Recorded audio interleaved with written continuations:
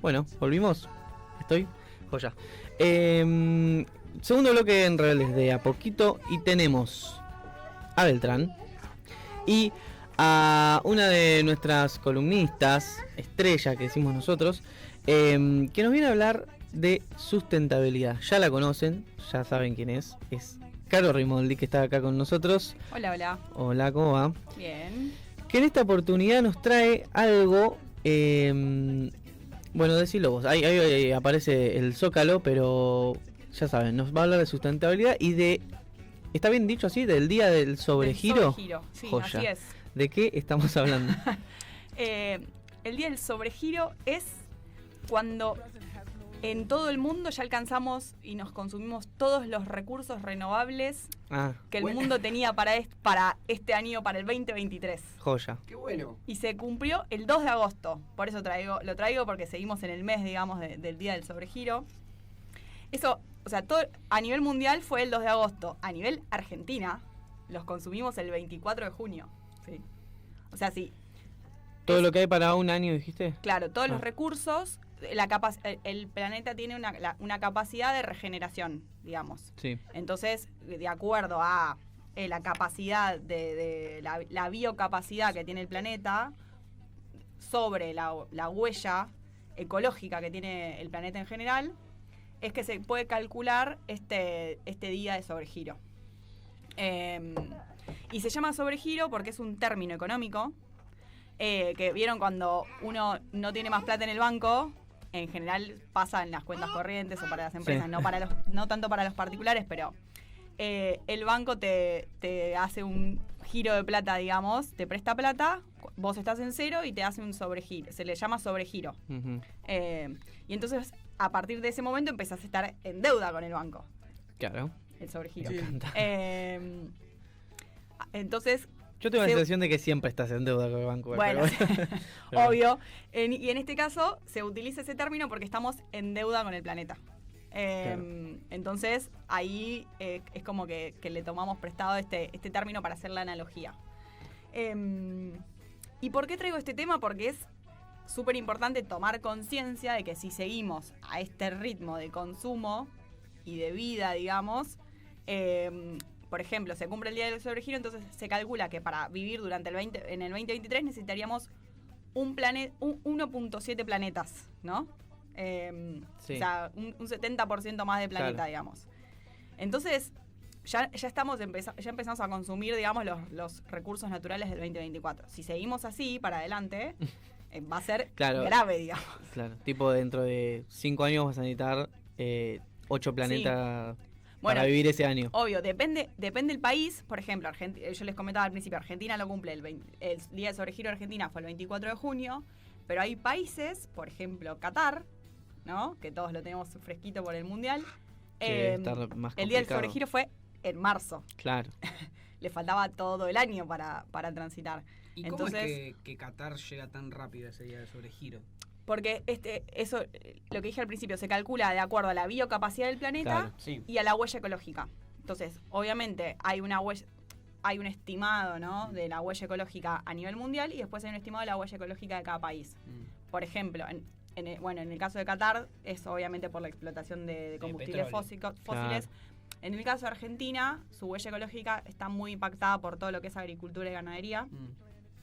Que como se hace a nivel, o sea, hay una parte, sí, puede haber, si fuese una agricultura o una ganadería regenerativa, de pastura libre y demás, es una cosa. En el caso en Argentina tenemos mucha soja, mucho desmonte y demás, entonces eso también impacta negativamente en nuestra huella ecológica. Y este día, ¿no? Está calculado por una organización sin fines de lucro que se llama Global Footprint Network, ¿sí? Que si uno visita la página web, ahí encontrás, digamos, el día del sobregiro de todos los países. Va a haber países que su día de sobregiro, no sé, Jamaica, por ejemplo, lo cumple en diciembre. Y esto se empezó a calcular desde el año 1971 y ahí el día del sobregiro a nivel mundial era el 29 de diciembre. Desde el 71 hasta ahora es atrasado, como fuimos achicando cada vez más y el día del sobregiro se cumple en agosto, a principios de agosto. cuando al año todavía le faltan 5 meses más. Entonces, bueno, es preocupante. Por eso el otro tema que traje como para que charlemos son los límites planetarios. ¿Y qué podemos hacer? Para no ser negativo, ¿no? Este es el día del sobregiro, ¿ok? Bueno, todavía hay, si bien siempre cuando hablamos de ambiente hablamos de cosas muy negativas que están sucediendo, y también tenemos que empezar a pensar en forma positiva, decir, bueno, ¿cómo vamos a poder revertirlo? Lo que pasa que la reversión implica un compromiso de todas las partes, no solamente, o sea, un compromiso individual, lo que pasa que si bien hay que poner el granito de arena personal e individual, los que realmente tienen que cambiar son las grandes corporaciones y los gobiernos. Y obviamente ahí tenemos incidencia en empezar a exigir y a estar como bien atrás de todos los desarrollos que hay. Por ejemplo, esto que yo decía, somos adictos, digamos, al consumo de combustibles fósiles, pero uno no puede desde lo particular uno puede reducir la cantidad de kilómetros que anda en auto, sí, compartir auto y demás, pero bueno, el desarrollo de un auto que no consuma combustible fósil no va a venir de la mano de un particular, que sino va a venir del desarrollo desde una empresa, digamos. Y aparte del nivel de consumo, también siempre en las corporaciones suele ser mucho más grande. Sí, es como en la industria alimentaria, que ahora cuando sacan algún producto te aclaran y te dicen, y libre de sellos, como diciendo, claro, obvio, es más saludable. Somos re buenos. Lo mismo, pero sí, con esto igual qué tan saludable puede llegar a ser, porque sigue siendo un ultraprocesado. Un ultraprocesado, bueno, nada, o sea, de hecho... No tiene azúcar, pero tiene otra cosa que te hace... Una marca láctea muy conocida, que reformuló algunos de sus productos para que sea libre de sellos. También hay que ver el alcance de ese sello, ¿sí? O sea, que no tenga esos sellos no quiere decir que sea saludable. No, obvio. ¿Qué se puede hacer para no acabar este cupo en marzo, en junio? Bueno, ahí... Porque, por ejemplo, Argentina es re grande, es muy grande. Ese cálculo se hace y tiene poca población. Para el país, los kilómetros cuadrados. En realidad no tiene poca población, lo que tiene es mucha extensión sin población. O sea, tiene conglomerados de demasiada cantidad de gente, como suele ser, como es Cava, o sea, como es el AMBA en general, digamos, todo lo que es Cava y todo lo que es el conurbano bonaerense, ahí está súper poblado. Y después tenés kilómetros de la Pampa en los que no hay nada. Lo que pasa que hay kilómetros de la Pampa donde no hay gente, donde hay miles de hectáreas de cultivos de soja transgénica. Por supuesto, lo que quiero decir es que cuando decía que había poca gente, es que para los kilómetros hay países que son mucho más chicos, están más densamente poblados, en el sentido de la cantidad de gente, no que estén todos juntos, porque hay países que están más distribuidos, pero claro, hay menos kilómetros cuadrados por personas. Eso es decir, ¿cómo es que, cómo podemos hacer, o sea, teniendo eso en cuenta, cómo podemos hacer para...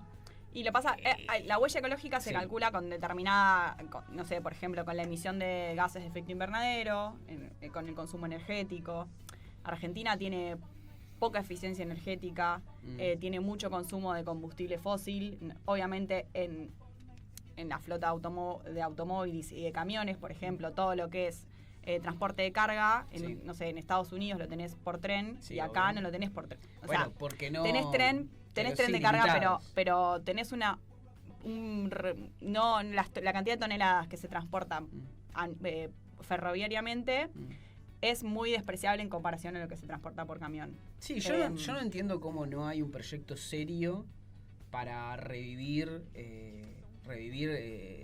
porque hay estaciones de tren donde pasa el tren. Por ejemplo, yo voy hasta Pigüey, el tren pasa, pero pasa una vez por semana. Lo que cuando pasa vos decís, esto tiene que pasar no te digo que día por medio, pero... Bueno, sí, quizás día por medio. Ahí es una discusión muy profunda que tiene que ver con una decisión política, ¿no? Las líneas ferroviarias, o sea, todo lo que es la línea ferroviaria... No, porque, o sea, los gremios ferroviarios seguramente quieran y breguen porque vuelva el tren a todo el país. El tema es que a nivel económico no es redituable, porque vos ahí tenés que hacer una renovación de vías a nivel que prácticamente es construir otra vez la extensión ferroviaria que tuvo. O sea, Argentina supo tener 45.000 kilómetros de vías ferroviarias y hoy tiene operativas no de tener 2.500. Entonces, como Ahí es una discusión política y una inversión económica. Entonces, quizás no es solamente que para que pase el tren a pasajeros, sino para que pensar una red ferroviaria o más, que no sé, una red troncal que fuese longitudinal y otras redes que fuesen perpendiculares y entonces que de esa forma se conecte. Bueno, pero ahí fue una decisión política, abandonar, digamos, la red ferroviaria. Es una decisión política retomarla. Fue una decisión, yo justo, por esto, que sabes que soy licenciado en logística. Claro. Tuve una materia que en lo que hablamos de esto y yo me acuerdo que en su momento era tan económico el transporte en camión, era tan económico que se abandonaron y mucho más, y llegaba de puerta a puerta, que se abandonaron los trenes. Sí, no creo que nunca haya sido más económico el transporte en camión. Lo que pasa que, por eso te digo, acá es una cuestión meramente política. La renovación... No dije que era más económico, dije que era tan económico para lo que era el camión. En comparación al transporte ferroviario nunca puede llegar a ser... O sea, sería económico, pero nunca puede ser tan económico. Por eso te digo, tan económico en comparación al tren. Por eso te digo que ahí hubo una decisión... política. Pero más allá para no irnos por las ramas, lo que se puede hacer es cambiar la matriz de consumo, digamos, ¿no? Ahí hay que aspirar a un consumo responsable. Si lo pensamos a nivel individual, elegir qué vamos a comprar y que eso sea duradero. A nivel empresas tienen que empezar, lo vimos en la columna anterior cuando hablamos de economía circular, que la basura es un error de diseño, entonces ahí tiene que haber como una decisión estratégica de cambiar el nivel de producción para que las cosas no sean despreciables y se tiren, sino haya una nueva mentalidad. De todas las partes, ¿no? O sea, del individuo que compra algo y lo usa. La ropa, por ejemplo. La ropa, el fast fashion, esto que es que cambia todo el tiempo, la ropa, y entonces yo tengo este buzo, mañana este buzo tiene una florcita, entonces y te venden como que lo necesitas. Tienen que cambiar la mentalidad obviamente del consumo, del consumista y también del que te pone todo el tiempo algo nuevo para que vos estés queriendo comprarlo o que te genera la necesidad de compra. Después hablamos, obviamente la eficiencia energética, reducir el desperdicio de alimentos, la movilidad sostenible, que es un poco lo que hablábamos recién, y tomar partido por la acción climática. Y acá un poco es como para introducir a lo que son los límites planetarios. Tomar partido por la acción climática es empezar a exigir a los gobiernos, sobre todo, y a los gobiernos, porque los gobiernos son los que después tienen la potestad de exigirle a las empresas. Hacer las leyes. Pero bueno, es como, uno le puede exigir a la empresa, decir, no te compro más, o elegir entre una empresa que tiene una responsabilidad con el desarrollo sostenible versus otra que no lo tenga. Lo que pasa que, siempre es muy complejo, salvo que trabajes en la empresa o que sepas mucho, saber quién lo está haciendo efectivamente y quién más lo hace más o menos. Igual hay empresas que se encargan de regular eso, que te dan certificados. Nosotros obvio. Tenemos una empresa de reciclado, en su momento ahora no, porque la verdad es que eso se destruyó mucho, ese mercado. Hay empresas que vos haces disponibilidad de consumo del residuo responsable y garantizás procesos sustentables y te dan un certificado que vos presentás. Sí, totalmente. Obvio, hay forma de como consumidor saber qué empresa lo está haciendo de manera responsable y qué empresa no.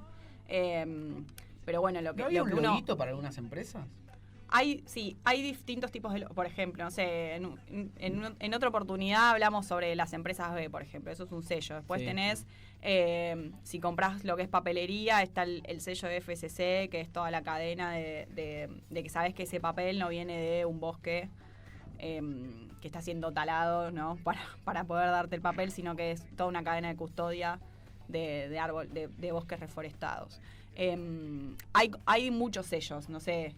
Está uno que es como una ranita, que es de Alliance Foreign, no me acuerdo exactamente el nombre, pero también garantiza que no se hacen pruebas en animales. No, ese es como un conejito, no se hacen pruebas en animales. Sí. Bueno, distintos tipos de sellos que se van poniendo, pero por eso hay que estar, como consumidor, hay que estar prestando atención y atrás de qué significa cada sello, digamos. Puede ser una columna la cantidad de sellos que hay y qué significan. Pero a grandes rasgos, esto de tomar acción por el cambio climático, como para que se entienda mejor, yo traje como otro tema, que está vinculado, son los límites planetarios. ¿Cuáles son estos límites? La atmósfera, por ejemplo. Bueno, uno es la atmósfera.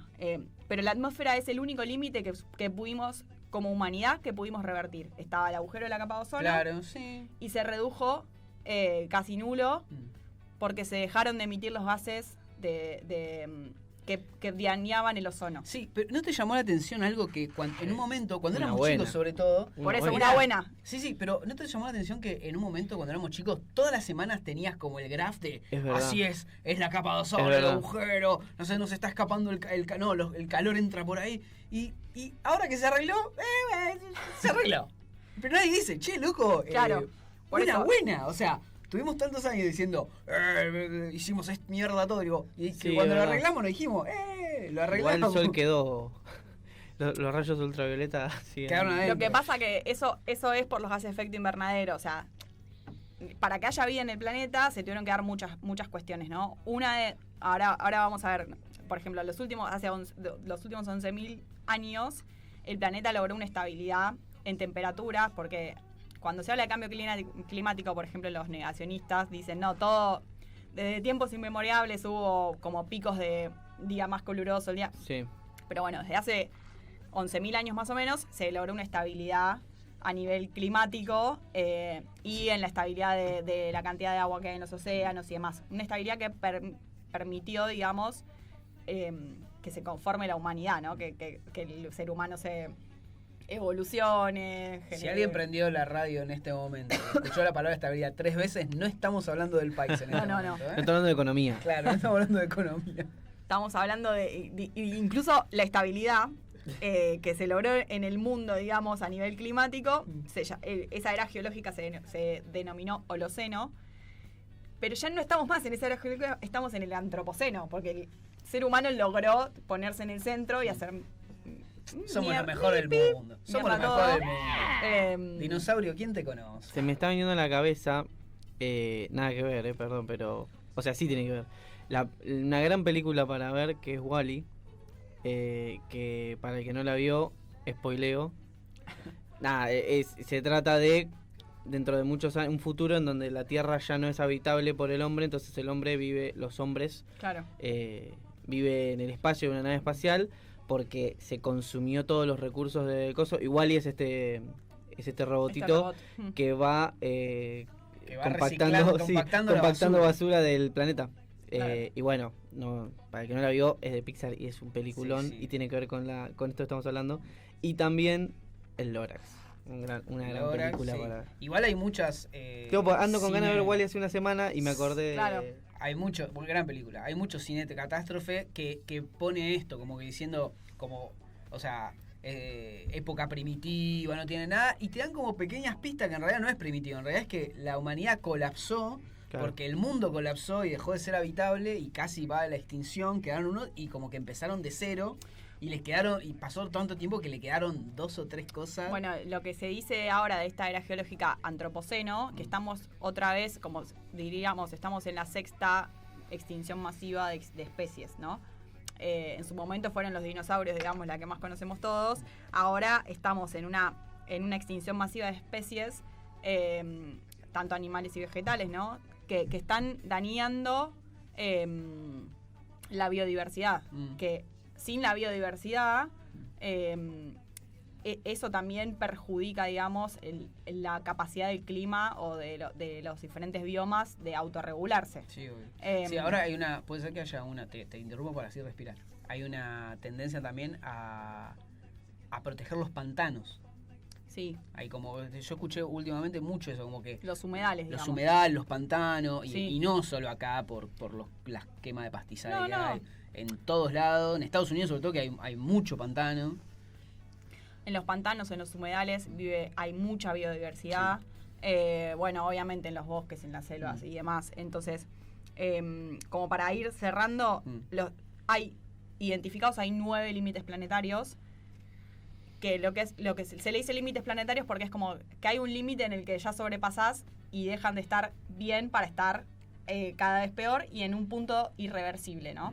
Entonces, hay 2 en los que estamos en un punto irreversible, en el que lo que se aspira es que puedan ser reversibles, pero se está llegando como a ese punto de no retorno, digamos. Y además te asustan un poco para decir... No, esto es un estudio científico. No es tan conocido. El que quiere profundizar más sobre este tema, hay en Netflix un documental que se llama Romper los Límites, que está espectacular, y habla... Uno de los que habla es el que desarrolló estos 9 límites planetarios, que uno es el cambio climático, que es lo que venimos hablando, que lo más importante sería que para el 2030 que no aumentase la temperatura más de un 1,5, o sea, ya aumentó la temperatura 1 grado hasta ahora, ¿no? Entonces que de acá al 2030 no aumente más de un grado, 5. Si seguimos consumiendo como hasta el día de hoy, al 2030 vamos a aumentar un 4,4 grados, ¿sí? O sea, 4 grados más vamos a tener. Imagínense si ya venimos, lo que anticipaba Chaiter antes, ¿no? Si ya venimos con olas de calor, con sequías, con inundaciones, 4 grados más a nivel planeta. Eso va a hacer que no sea que no sea habitable, digamos, por el ser humano, o si seguimos vivos, que no sea placentero vivir en el planeta Tierra. Ni para el ser humano, ni obviamente para las especies, porque gracias a este acalentamiento global, o sea, gracias en detrimento, digamos, la parte negativa, es que los otros límites que están complicados es, los ecosistemas, ¿no? Cómo se están dañando los ecosistemas, obviamente por el calentamiento global y también por la intervención del hombre. No sé, un caso que todos conocemos son la deforestación de selvas tropicales, como puede ser el Amazonas, que lo tenemos por acá nomás, toda la parte de selva chaqueña, que lo que pasa es que al deforestar una parte bastante amplia y ahí solamente plantar soja y demás, y lo que hace también es que lo que queda vivo de esos bosques y esas selvas pierden la capacidad de autorregulación de clima y de humedad. Entonces, estas selvas tropicales empiezan a tener menos etapas de lluvia. Eso hace que, empiezan a tener menos humedad, hace que los árboles que viven allí, que necesitan determinada humedad, no la tengan. Entonces, si pasan más de 4 meses sin etapas de lluvia, esos árboles mueren. Imagínense, un árbol muere, entonces todos los animales que viven ahí del árbol, sí. No sé, los monos los insectos, los hongos que están abajo, o sea, todo ese bioma, digamos, se ve afectado. Cambio en el uso del suelo, obviamente por la deforestación, en nuestro caso en Argentina por la agricultura, por la ganadería, eso también está afectando. Y otro límite que estamos cruzando son los flujos bioquímicos. Acá, ¿qué quiere decir esto? Se está viendo afectado el ciclo del fósforo y del nitrógeno. Se utiliza mucho, como todas las plantas para crecer y demás necesitan un porcentaje de esto, se están usando mucho en fertilizantes y demás, que entonces es un aumento el uso del fósforo y el nitrógeno que luego, una vez que decantan las napas, termina en los océanos. Y entonces, ¿qué pasa? El otro límite planetario es la acidificación de los océanos.